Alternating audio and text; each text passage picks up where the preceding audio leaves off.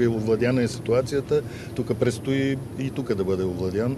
Обърнали сме се за помощ и към съседни по механизма, по който може да получим такава помощ. Имаме уверение от Чехия, от Румъния, казват, че имат готовност.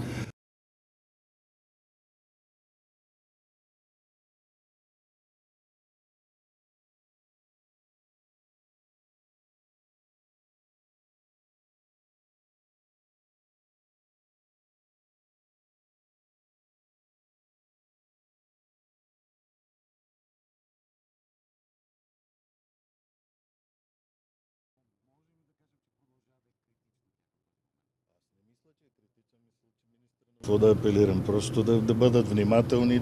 Една клечка кибрид, дето се казва, достатъчно при това време, което в момента по над 35-40 градуса, така че и хората да бъдат по-внимателни.